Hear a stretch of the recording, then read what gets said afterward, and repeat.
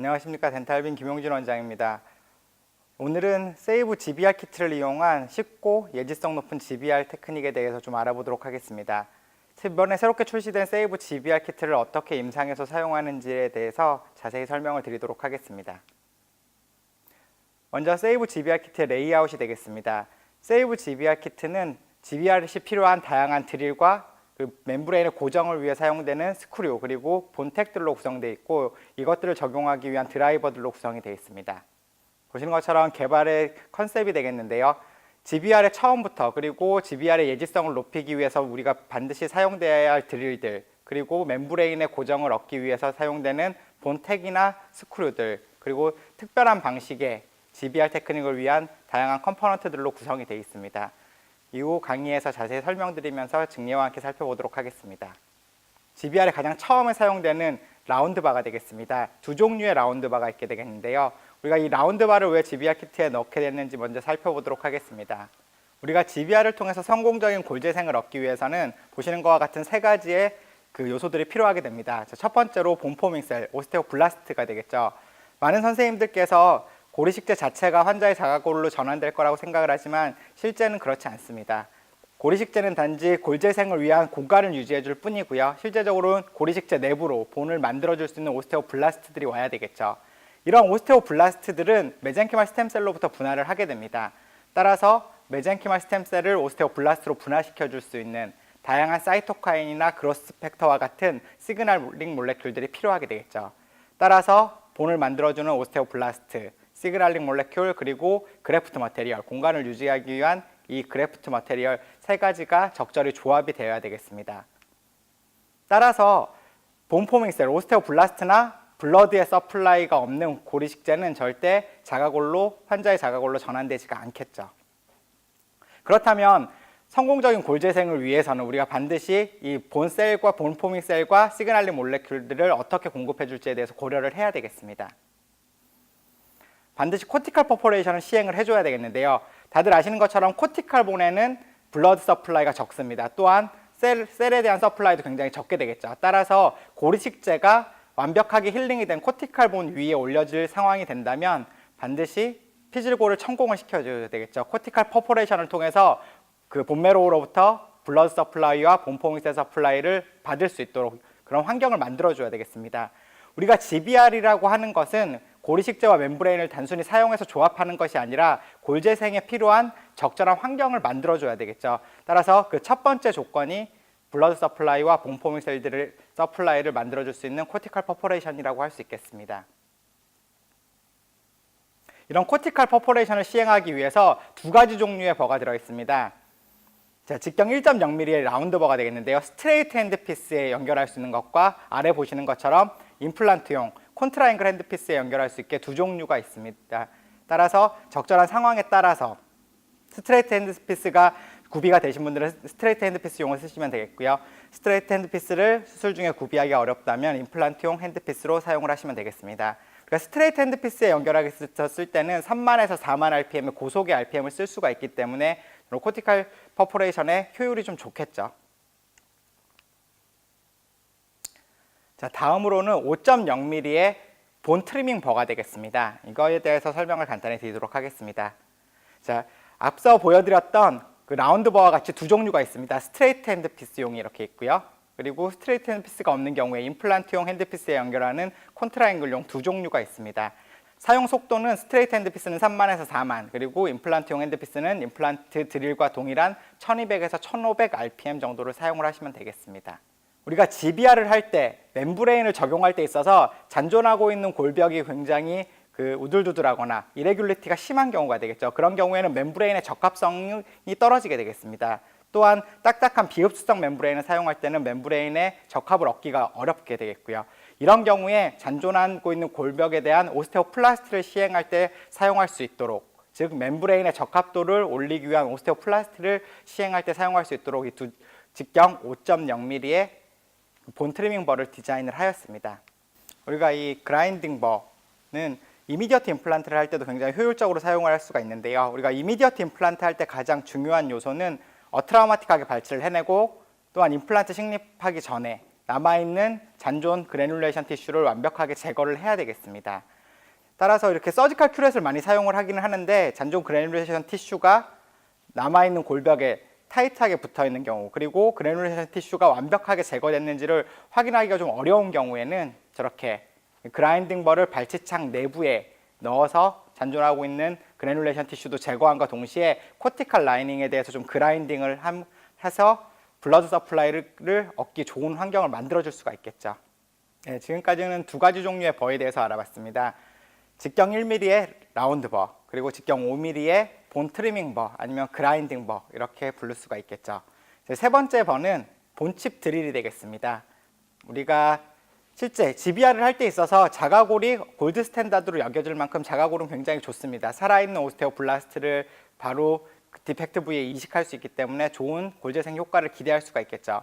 하지만 실제 임상에서 이런 자가골을 잘 사용하지 않는 게 채취하기가 어렵기 때문에 그렇습니다. 하지만 우리가 GBR을 하는 사이트, 혹시 아니면 임플란트를 식립하는 사이트에서 피질골이 두꺼워서 자가골을 채취하고자 할 때는 이런 본칩 드릴을 고려를 해볼 수 있도록 우리 GBR 키트 안에 본칩 드릴을 고안을 해봤습니다. 이 본칩 드릴의 직경은 5.0mm가 되겠고요. 최대 드릴링 깊이는 4.0mm가 되겠습니다. 드릴과 스타퍼로 구성이 되어 있고요. 드릴이 피질골을 그라인딩을 하면서 생성된 본칩들이 스타퍼와 드릴 사이에 모이게 되는 형식으로 자가골을 채취할 수 있게 되겠습니다. 동영상에서 보시는 것처럼 하악 구치부에서 임플란트를 식립하면서 GBR을 할 때는 레이무스 부위의 코티칼본의 두께가 3mm 이상이 되기 때문에 충분히 안정적으로 사용할 수가 있겠고요. 이렇게 한 번 본칩 드릴을 사용을 하게 되면 약 0.1에서 0.2cc 정도의 그 입자 형태의 자가골을 채취할 수가 있습니다. 보시는 것처럼 부가적인 처치 없이 바로 사용을 할 수가 있겠고요. 하지만 이런 본칩 드릴을 사용할 때 우리가 기억해야 될 것은 가능하다면 코티칼 본에서 사용을 해야 된다는 거죠. 소프트한 캔설러스 본에서 사용을 하게 된다면 저렇게 채취가 되는 양이 굉장히 제한되게 되거나 채취가 잘 되지 않습니다. 따라서 가능하다면 피질골, 코티칼 본 내부에서만 그 본칩 드릴을 사용할 것을 권장드리겠습니다.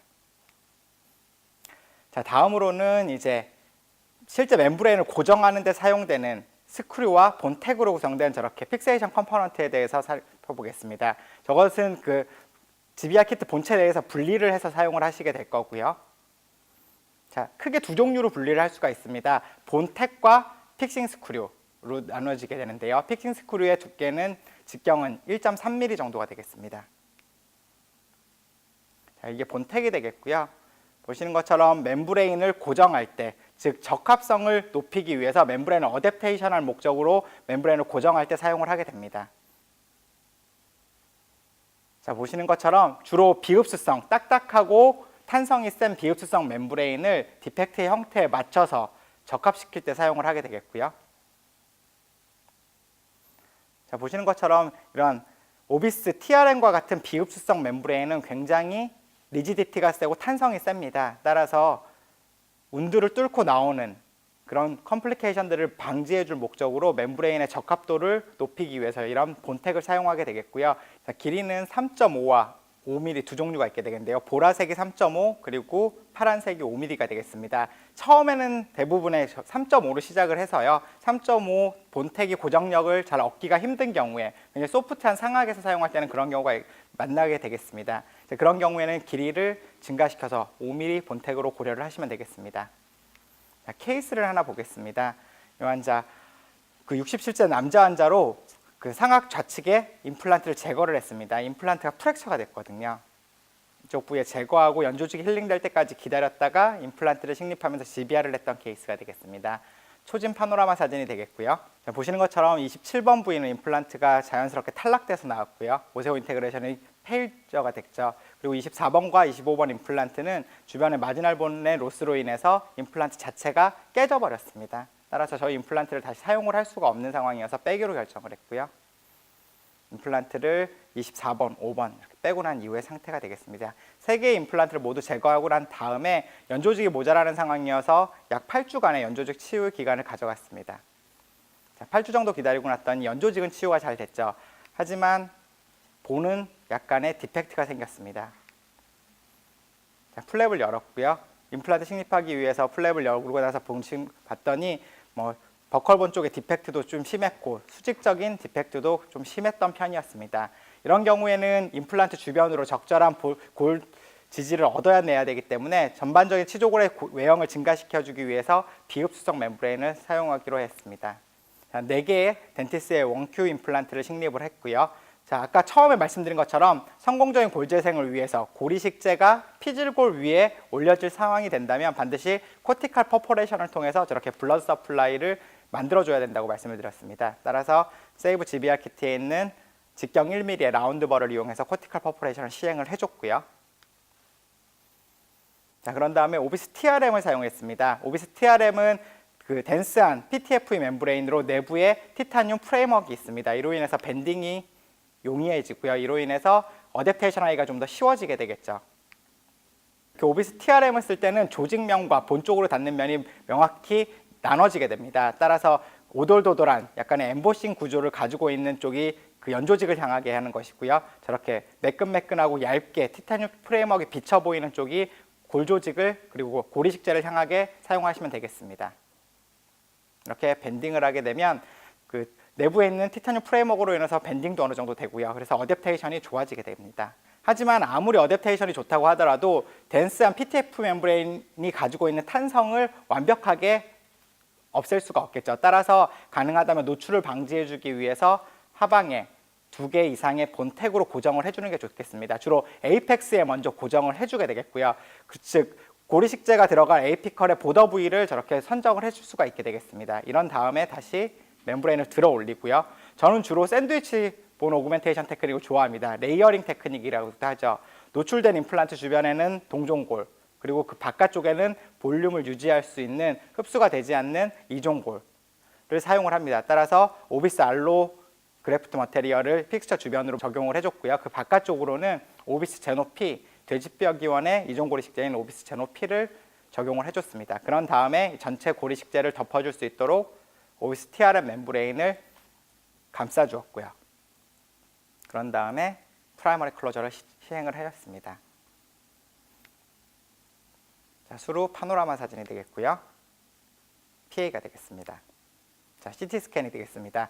자, 약간의 수직적인 골결성 그리고 수평적인 골결성 부위를 이렇게 오비스 TRM이 내부에 있는 티타늄 프레임워크가 아이디어한 치조골의 형태를 잘 컨투어링을 해주고 있는 형태를 CT상에서 보실 수가 있고요. 또한 본택을 이용함으로 인해서 저런 딱딱하고 굉장히 탄성이 센 오비스 TRM을 에이펙스 쪽에서 고정할 수가 있었죠. 이로 인해서 노출의 가능성을 줄일 수 있었다고 생각을 합니다. 하지만 안타깝게도 저렇게 6주 지나서 멤브레인이 일부 노출이 됐습니다. 이 케이스에서 제가 했던 큰 실수 중에 하나는 안테리어 버티칼 인시전을 너무 멤브레인에 가깝게 줬죠. 최소 멤브레인과 안테리어 버티칼 인시전 그리고 포스테리어 버티칼 인시전 사이에는 최소 2mm 이상의 세이프티 마진이 있어야 되는데 이때는 너무 가깝게 안테리어 버티칼 인시전을 형성을 해서 그쪽으로 조금 노출이 된 것 같습니다. 하지만 뭐 그 연조직에 인플라메이션이나 인펙션 소견은 없었고요. 그리고 6주 정도가 지나고 난다면 멤브레인이 굳이 필요가 없습니다. 따라서 최소한의 플랩을 거상을 하고 제거를 하였고요. 보시면 제거된 멤브레인 하방으로 고리식재가 잘 안정화되어 있는 걸 확인할 수가 있습니다. 자, 수루 16주째 제거하고 나서 프라이머리 클로저한 이후에 연조직의 힐링은 굉장히 잘 일어났고요. 측면에서 보더라도 노출된 부위를 따라서 케라티나의 진지바가 잘 형성된 걸 확인하실 수 있습니다. 이렇게 노출이 된다고 하더라도 적절하게 매니지만 한다면 연조직의 리세션이나 하방, 고리식재의 소실 없이 잘 골재생을 이룰 수 있는 걸 확인하실 수 있습니다. 자, 수루 4개월, 약 16주 후에 플랩 열어서 2차 수술 시행을 했고요. 보시는 것처럼 뭐 6주째 멤브레인을 제거했음에도 불구하고 픽스처 주변으로 아이디얼한 골 재생이 일어난 걸 확인하실 수 있습니다. 힐링 어바트먼트 체결했고요. 팔라치 플랩을 이용해서 2차 수술 마무리했습니다. 전후 비교 사진을 보겠습니다. 보시는 것처럼 술전, 즉 임플란트 식립하고 GBR 하기 전에 약간의 버티칼한 그리고 호리존탈한 본 디펙트를 보였음에도 불구하고 전반적으로 양호한 골재생이 일어난 걸 확인하실 수 있습니다. 자, 다음으로 이제 픽싱 스크류에 대해서 알아보도록 하겠습니다. 우리가 픽싱 스크류는 뭐 본택과 유사하게 술자의 선도에 따라서 본택을 쓸 수도 있겠고 아니면은 짧은 픽싱 스크류를 쓸 수도 있겠죠. 하지만 이제 어떤 상황에서 특히 수직적인 골 증강수를 위해서는 우리가 이렇게 긴 픽싱 스크류를 쓸 수가 있겠습니다. 우리가 디펙트가 크거나 아니면 호리존탈 아니면 버티컬하게 디펙트가 굉장히 큰 경우에는 우리가 아무리 딱딱한 그 DPTF 멤브레인을 사용한다고 하더라도 플랩을 닫고 난 이후에 그 플랩의 컴프레션으로 인해서 저 멤브레인 하방에 아이디얼한 스페이스를 유지하기가 어렵습니다. 즉 연조직이 두꺼운 경우나 수직적으로 골 증강을 많이 시켜야 되는 경우에는 연조직을 당겨서 꼬매고 나면 그 멤브레인 하방우의 공간이 컬랩스가 일어난다는 거죠. 이런 경우에 멤브레인의 컬랩스를 막아주기 위해서 스크류를 이용해서 저렇게 텐팅 스크류처럼 사용할 수가 있다는 얘기가 되겠습니다. 자, 케이스를 보면서 좀 더 자세히 설명을 드리겠습니다. 이런 환자가 저희 병원으로 내원을 했고요. 보시는 것처럼 상악 우측 부위에, 전치 부위에 굉장히 심한 수직적인 골 결손을 보이고 있습니다. 두 개의 임플란트 식립한 이후에 저렇게 본 디펙트가 굉장히 수직적으로 심한 걸 확인할 수가 있겠고요. 자, 이런 경우에 사용을 하게 되는데요. 디펙트의 메지오디스탈 길이가 길고 수직적인 디펙트가 크면 클수록 아무래도 멤브레인을 적용할 때는 괜찮겠지만 플랩을 당겨서 꼬매고 나면 플랩의 컴프레션으로 인해서 멤브레인 하방에 그 스페이스가 컬랩스가 일어나게 되죠. 이런 경우 저 멤브레인을 아이디얼하게 지탱을 해주기 위해서 그로 인해서 멤브레인 하방으로 공간을 강력히 유지해 줄 목적으로 저렇게 텐팅 스크류를 사용을 하는 경우가 있습니다. 우리가 GBR 키트 안에 있는 긴 본 스크류를 아니면 픽싱 스크류를 텐팅 스크류처럼 이렇게 사용할 수 있다는 얘기가 되겠고요.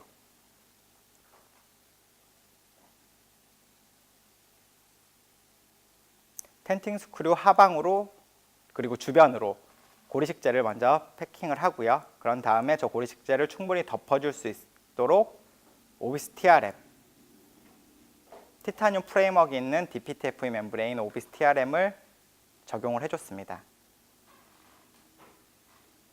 자, 이렇게 된다면 우리가 연조직을 당겨서 꼬매고 난 다음에라도 저 텐팅 스크류가 오비스 TRM을 지지해 줄 수가 있겠죠. 그래서 수직적으로 아이디얼한 골 재생을 얻을 수가 있겠습니다. 그런 다음에 지금 본택을 이용해서 에이펙스 쪽에서 고정을 해주고 있죠. 페리오스탈 릴리징 인시전을 시행을 하고 프라이머리 클로저를 시행을 하였습니다. 자, 수루 파노라마가 되겠고요. 자, 5개월 후의 사진이 되겠습니다. 완벽하게 반대쪽과 왼쪽과 동일하게 만큼의 버티컬 오그멘테이션이 이루어지지는 못했지만 그래도 어느 정도 만족할 만한 버티컬 본 오그멘테이션을 얻을 수가 있었고요. 전후 비교 사진이 되겠습니다. 수로 5개월째 플랩 열어서 오비스 TRM을 제거를 했고요. 이제 그 멤브레인을 제거하고 난 다음에 하방으로 저렇게 아이디얼한 양호한 골 재생이 된 양상을 볼 수가 있겠습니다. 이렇게 제거하고 난 다음에 저 텐팅 스크류는 굳이 제거하실 필요 없습니다. 저것도 일종의 그냥 머신드 서페이스 임플란트라고 고려를 하시면 되겠고요. 자, 다음으로는 이제 이 텐팅 스크류를 고정하기 위하거나 아니면은 이 멤브레인을 고정할 때 저런 본텍보다는 스크류를 사용하고자 할 경우에 저렇게 사용할 수 있는 1.2mm의 드릴이 되겠습니다. 정확한 드릴링 깊이를 조절하기 위해서 3mm, 5mm, 7mm의 스타퍼가 있습니다. 왜냐하면 스크류의 길이가 3mm, 5mm, 7mm 세 종류가 되기 때문에 그렇고요. 하지만 제가 실제 임상에서 사용할 때는 저는 저 드릴을 거의 사용하지 않습니다. 픽싱 스크류의 에이펙스 자체가 굉장히 샤프하고 그리고 스레드 자체의 디자인이 굉장히 파고 들어가기 좋게 셀프 태핑 능력이 좋게 디자인이 되어 있기 때문에 굉장히 딱딱한 코티칼 본이 아니라고 한다면 대부분의 본에서는 그냥 드릴링 없이 고정이 되게 되겠습니다. 자, 마지막으로 픽세이션 컴포넌트 안에 들어있는 저 스페이서와 저 스페이서 전용 힐링 캡에 대해서 알아보도록 하겠습니다. 이것들을 고안하게 된 이유에 대해서 먼저 살펴보겠는데요. 이러한 스페이서와 힐링 캡은 오비스 TRM 중에서 저렇게 가운데 구멍, 홀이 있는 멤브레인에 사용하시게 되면 좋은 그리고 손쉽고 좋은 결과를 보일 수가 있겠습니다. 먼저 우리가 실제 임상에서 DPTFE 멤브레인을 사용을 하다 보면 항상 제거하고 나서 2차 수술 때 DPTFE 멤브레인을 제거하고 나서 저 하방에 연조직에 띠가 보입니다.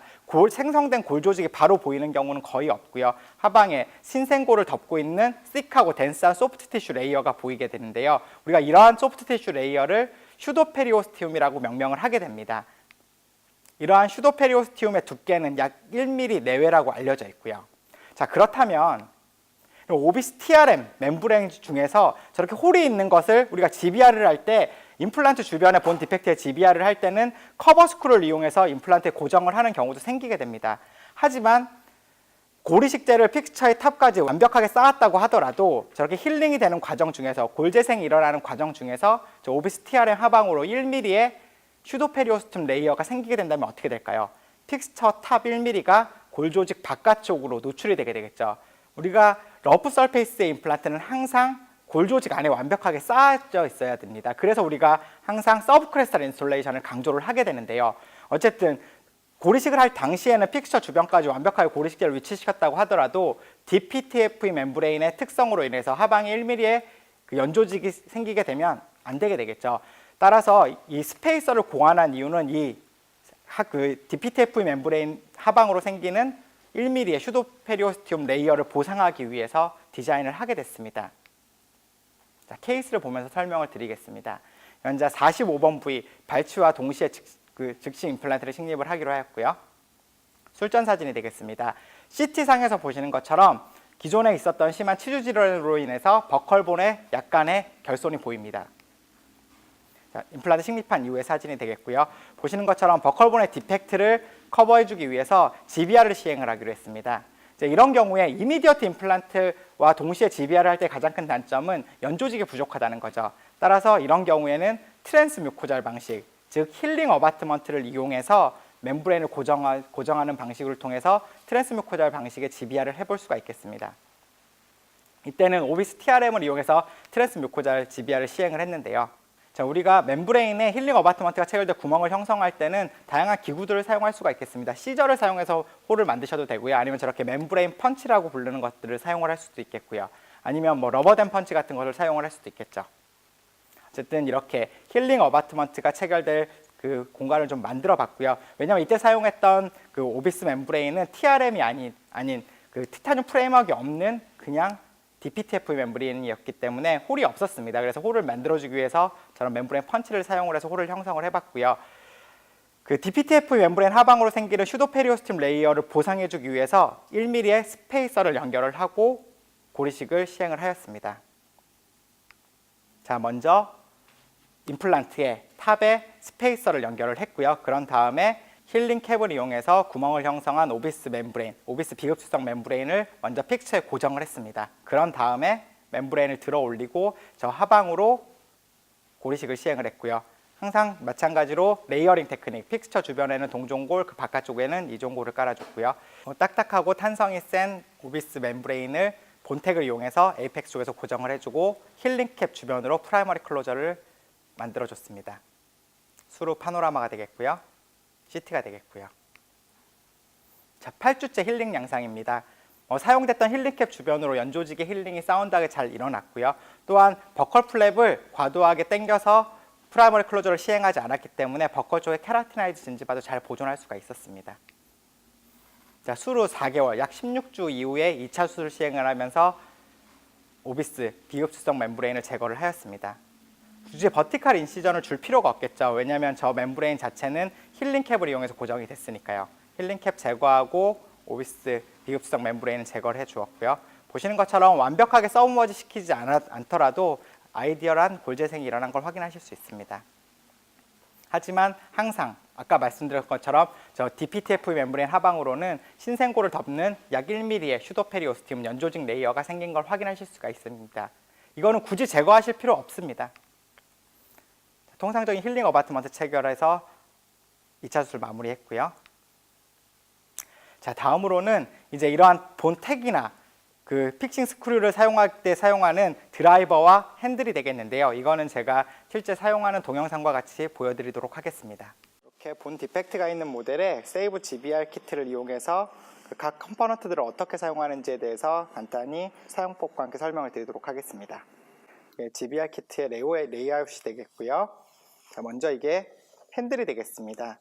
핸들은 기본적으로 사용할 때는 이렇게 당겨서 나머지 기구들을 꽂을 수 있게 되어 있고요.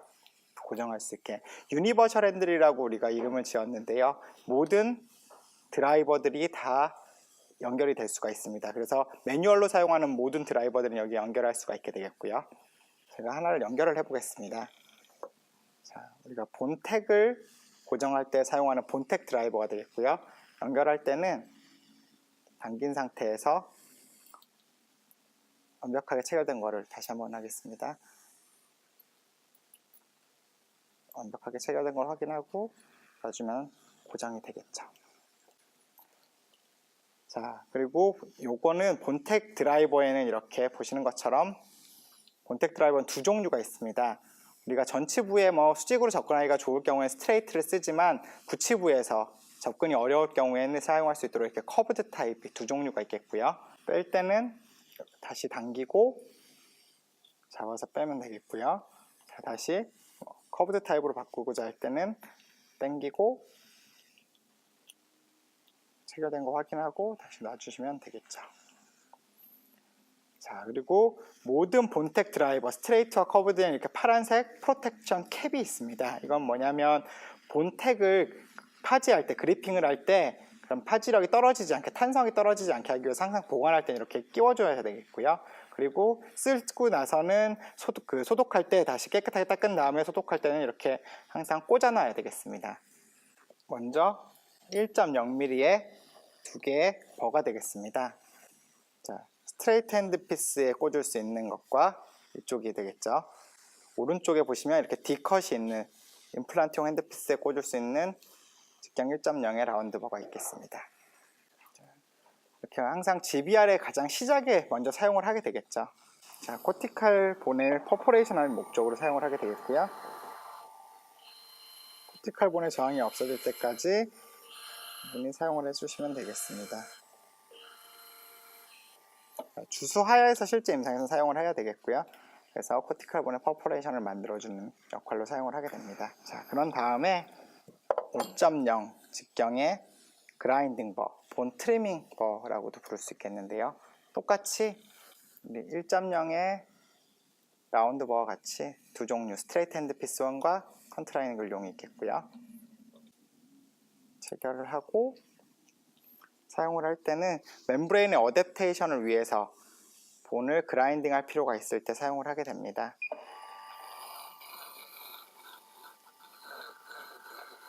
아무래도 날카롭게 그리고 돌출되어 있는 본 부위들을 그라인딩을 하게 되면 멤브레인의 적합성이 좋아지게 되겠죠. 보시면 이렇게 본을 트리밍을 할 때도 사용을 하게 되겠고요.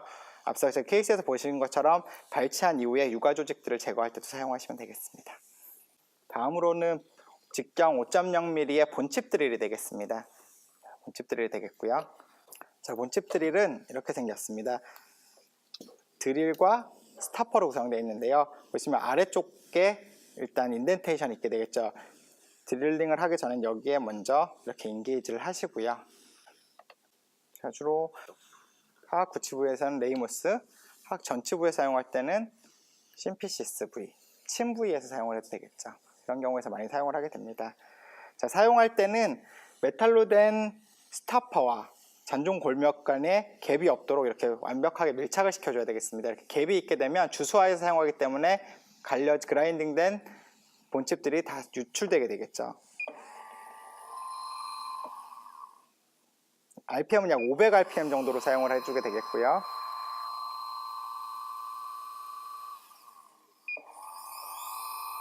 자, 보시면 이렇게 스타퍼가 그 본칩 드릴의 위쪽 부위를 닿게 되면 멈추면 되겠고요. 자, 보시는 것처럼 지금은 모델이기는 하지만 이렇게 안쪽에 본 데브리들이 가득 모이게 됩니다. 이렇게 되면 이 스타퍼 부분만 제거를 해서요.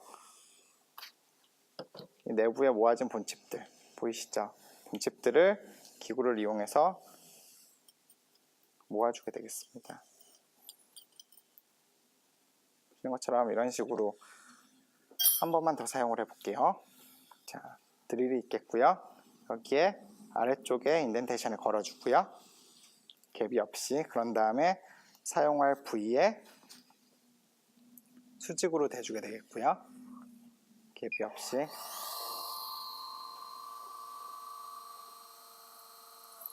자, 이렇게 다 스타퍼가 드릴의 스타퍼 부위에 닿으면 멈추면 되겠습니다.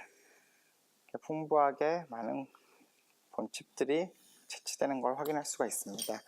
앞서 말씀드린 것 같이 환자의 피질골의 두께에 따라 다를 수 있겠지만 한번 사용함으로 해서 0.1에서 0.2cc 정도의 자가골을 모을 수가 있겠죠. 사용할 때의 권장 RPM은 약 500에서 600 RPM 정도 사용하시면 되겠습니다. 자, 다음으로는 이제 픽세이션 컴포넌트에 대해서 알아보도록 하겠습니다. 자, 픽세이션 컴포넌트를 사용할 때는 여기서 바로 사용하지 마시고요. 이렇게 분리가 됩니다. 반드시 분리해서 사용을 하시고요. 분리를 한 상태에서 좀 열어서 자세히 보도록 하겠습니다. 이 상판이 있게 되겠고요. 메탈 커버를 밀어서 열어주겠고요. 닫을 때는 보관. 그래서 이렇게 보관할 때나 항상 이동할 때는 이렇게 덮어놓은 상태에서 해야 내부 내용물들이 움직이지 않습니다. 자, 보시면 위쪽에는 픽싱 스크류가 있습니다. 길이 3mm, 5mm, 7mm, 그리고 뭐 더 이외의 나머지 스크류들을 보관할 수 있는 스페어 스페이스가 있고요. 본텍 3.5mm 자주색이 되겠죠. 그리고 파란색으로 된 5mm 두 종류가 있게 되겠습니다. 근데 저는 주로 3.5mm를 많이 쓰게 되겠고요. 그리고 스페이서라고 불리는 아까 트랜스뮤코잘 GBR을 주로 할 때 그 DPTFE 멤브레인으로 트랜스뮤코잘 GBR을 할 때 그 하방으로 생기는 슈도페리오스티움을 보상하기 위한 스페이서, 그리고 이 스페이서와 같이 사용하는 힐링 캡이 이런 것처럼 직경이 5.5mm와 4.5mm 두 종류가 있습니다. 소구치 부위에서는 4.5, 좀 치아 사이즈가 큰 경우나 대구치 부위에서는 5.5, 적절한 발치창의 사이즈에 따라서 적절한 힐링 캡을 선택해서 사용을 하시면 되겠습니다. 자, 먼저 이러한 디펙트 부위에 그래프트 머테리얼을 놓기 전에 대부분 멤브레인을 고정을 해주게 되는데요. 우리가 흡수성 멤브레인은 고정할 필요가 없겠지만 비흡수성 멤브레인, 오비스 TRM이나 오비스 비흡수성 멤브레인 같은 경우 고정을 해주는 게 좋겠죠. 오비스 TRM을 오픈을 하겠습니다.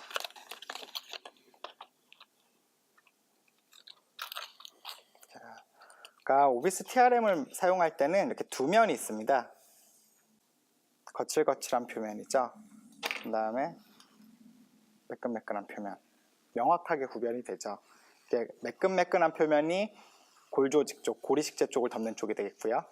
이 바깥쪽은 연조직 쪽이 되겠습니다. 이렇게 엠보싱 처리가 된 이런 거칠거칠한 묘면 쪽으로 연조직과의 접촉 면적을 늘리고, 또한 이런 그 구멍들도 연조직이 차들어오게 되면서 멤브레인의 안정화를 도모하기 위해서 이런 식으로 사용을 하시는 게 좋습니다. 보시는 것처럼 티타늄 프레임워크가 있기 때문에 우리가 어느 정도 러프하게 밴딩은 가능합니다. 하지만 이 프레임워크가 없는 부위들은 아무래도 딱딱하고 탄성이 세겠죠. 이런 부위를 먼저 적합을 시켜야 되겠습니다. 보시는 것처럼 충분하게 고리식재를 덮을 만한 사이즈의 적절한 오비스 TRM을 선정을 하시고요.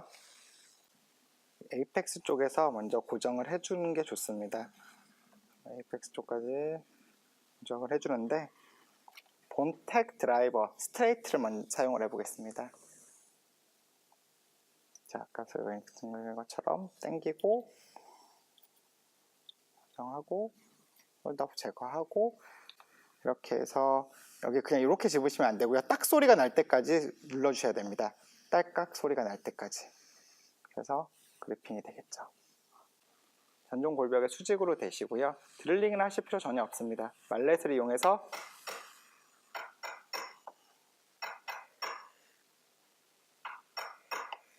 이렇게 해서 다 들어갔다고 생각하면은 제거할 때는 약불을 비틀어서 이렇게 제거하시면 되고, 조금 덜 들었다고 생각이 되시면 다시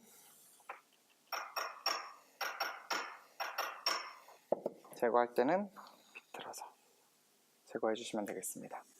자, 제거할 때는 당기고 빼시고요. 자, 이제 커브드 타입을 빼시고 동일한 방식으로 당기고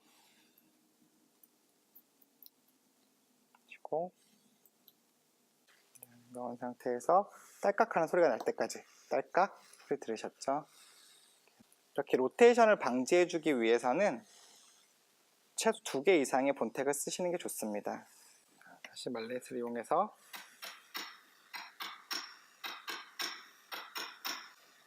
치고, 제거할 때는 옆으로 살짝 비틀어서 제거해 주시면 됩니다.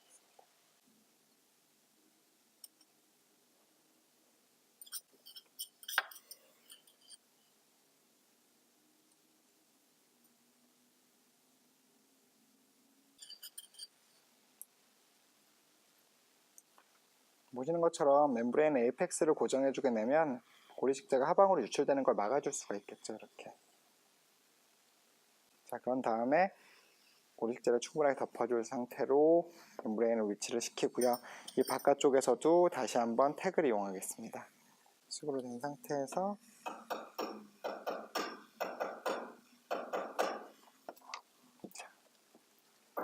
자, 보시면 이렇게 링걸 쪽에서도 고정을 해주게 되면 훨씬 더 아이디얼하게 크래프트 머티리얼이 잘 유지되고 있겠죠. 하방으로.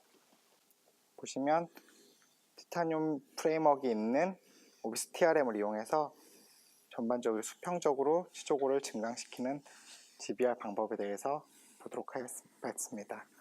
그런데 이제 만약에 내가 본 택을 제거하고자 할 때, 2차 수술할 때 제거하고자 할 때 사용하는 이제 본택 리무벌 튜브에 대해서 보도록 하겠습니다.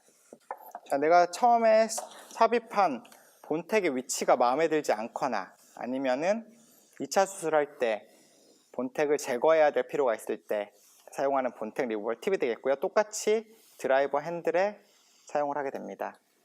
이렇게 생겼고요. 끝이 우리 마치 앞정을 제거하는 툴처럼 생겼고요. 끼울 때는 똑같이 이렇게 끼우시고 나서 이렇게 되겠습니다. 자, 어느 방향으로 접근해도 다 사용하실 수 있게 되어 있고요. 그러니까 뭐 주로 위쪽에서 접근을 할 거니까 이런 식으로 접근을 해서 2차 수술이 됐다고 생각을 하면 쉽게 제거가 되겠죠. 다시 한번 보겠습니다. 그래서 끝까지 온 상태에서 이렇게 떨어지지 않고 올라가는 걸 확인해 주세요. 주로 대부분 크리스탈 쪽으로 들어갈 거니까 들어가서 끝까지 넣은 상태에서 앞정 제거하듯이 그러면은 잘 나오게 되겠죠. 자, 그 다음번으로는 그 1.3 내가 본택을 사용하기 싫어하시는 경우가 있거나 아니면 본택이 초기 고정이 잘 안 나오는 경우, 소프트한 본에서 그런 경우에는 우리가 본택 대안으로 사용할 수 있는 게 픽싱 스크류가 되겠습니다.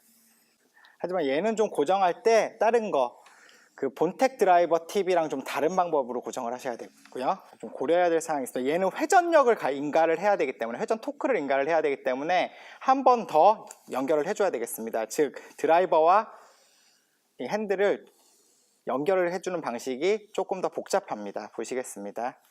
처음에 연결할 때는 이렇게 카운터 클럭와이즈로 돌려놓은 상태에서 즉 드라이버 팁이 보이지 않죠. 이런 상태에서 핸들을 당겨서 얘를 먼저 꽂혀진 걸 확인을 하고 빠지지 않는 걸 확인한 상태에서 이제 락킹을 해주기 위해서 다시 시계 방향으로 꽉 걸어주면 이렇게 나오겠죠. 그러면 여기 보시는 것처럼 이쪽 부분만 돌리더라도 내가 같이 움직이게 됩니다. 스크류 드라이버를 파지를 할 때는 십자 드라이버 형태와 같이 이렇게 크로스가 되어 있으니까 여기에 똑같이 맞춰서 넣으시고요. 3mm 스크류가 되겠습니다.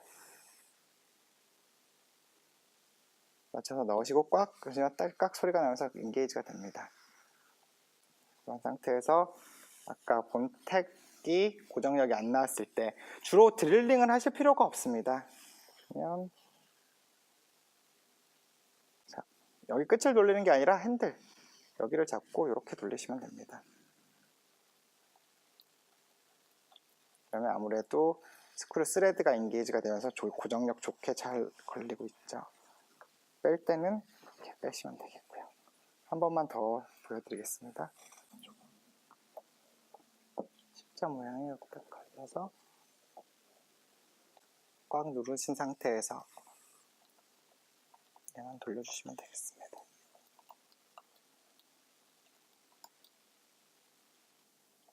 제거할 때는 옆으로 살짝 틀어서 제거해 주시면 보시는 것처럼 뭐 본택이나 스크류를 이용해서 고정을 해줄 수가 있고요. 우리가 간혹 가다가 링걸 쪽에서 접근이 어려운 경우에는 핸드피스를 사용할 수가 있거든요. 이게 보시면 그래서 핸드피스용 스크류 드라이버 팁이 있습니다. 이렇게 연결을 해서 사용을 하게 되겠고요. 드릴링을 하고 사용을 해보도록 하겠습니다. 1.2mm의 파일럿 드릴이 되겠는데 그 본 스크류가 픽세이션 스크류가 3mm, 5mm, 7mm가 있기 때문에 근데 저는 주로 3mm를 많이 씁니다. 대부분 멤브레인을 고정할 때는. 그래서 두꺼운 링걸본에서 드릴링을 하고 본 스크류 쓰는 걸 한번 보여드리겠습니다. 1.2 드릴을 연결을 하고요. 3mm 드릴을 쓸 거기 때문에 위에 3mm 스타퍼 빼서 체결을 해주게 되겠죠. 그럼 정확하게 3mm 부위가 돌출이 될 것이고요. 여기에서 자, 멤브레인을 통해서까지 스타퍼가 닿을 때까지 드릴링을 해주고 그런 다음에 핸드피스용 스크류 드라이버 팁을 꽂고요. 이렇게 확실하게 잡으시고 얘를 식립할 때는 임플란트 식립과 똑같이 50rpm 내외로 하시면 되겠습니다.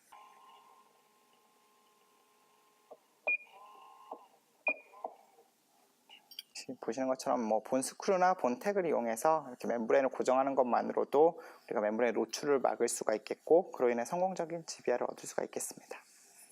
다음으로는 스페이서와 전용 힐링 캡을 이용해서 트랜스무코달 방식의 GBR을 하는 걸 보여드릴 텐데요. 저 GBR 키트 안에 보면 헥스 드라이버가 있습니다. 우리가 SQ 키트나 원큐 키트 안에 있는 헥스 드라이버와 호환이 될 수가 없는데요. 얘는 0.9X 하고요. 원큐랑 SQ 안에 들어있는 SQ 키트 안에 들어있는 그 헥사 드라이버는 1.2옴가 되겠습니다. 따라서 전용 0.9 헥스 드라이버를 디자인을 했고요. 자, 스페이서를 먼저 0.9 헥사 드라이버를 이용해서 잡아주게 되겠습니다. 여기서 픽서 탑에서부터 스페이서의 탑까지 1mm 슈더 페리오스튬을 보상하기 위해서 디자인을 했고요. 직경은 4.5mm가 되겠습니다.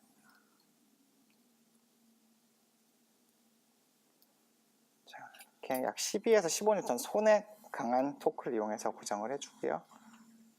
보시면 이렇게 1mm 픽스처의 탑에서부터 탑까지 1mm 정도가 되는 걸 아실 수가 있습니다. 자, 그냥 서브머지를 G타입의 GBR을 한다고 하더라도 우리가 픽스처를 식립하고 나서 바로 커버를 닫고 거기에 바로 그 위에 멤브레인을 싸게 되면 1mm의 슈도페리오스튬이 생기고 나서 다시 픽스처 탑이 노출될 수가 있겠죠. 서브머지를 한다고 하더라도 이런 스페이서를 체결을 하는 걸 고려할 수가 있겠죠. 고리식은 항상 스페이서의 탑까지 해주셔야 되겠습니다. 고리식을 한 상태에서요. 그러고 나서 멤브레인을 홀을 뚫으셔도 되고요. 지금 저희가 새로 디자인한 것들은 스페이서가 굉장히 스페이서 연결되는 홀이 작기 때문에 힐링의 핀 타입으로 되어 있습니다. 힐링이. 그래서 힐링의 끝도 굉장히 얇아서 굳이 퍼포레이션 안 시켜도 고정할 수가 있습니다. 힐링 캡을 전용 힐링 캡을 그리핑 할 때도 0.9X 드라이버를 이용하셔야 되겠고요. 찾아서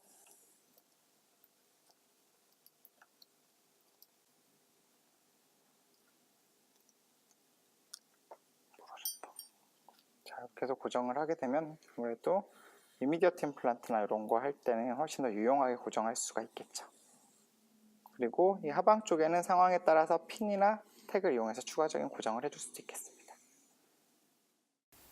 네, 지금까지 세이브 GBR 키트를 이용해서 실제 임상에서 어떻게 GBRC 사용하는지 방법에 대해서 좀 알아봤습니다. 이런 세이브 GBR 키트를 이용해서 처음부터 그리고 마지막까지 충분하게 활용을 하신다면 성공적인 GBR을 원장님들께서도 하실 수 있을 거라고 생각을 합니다. 감사합니다.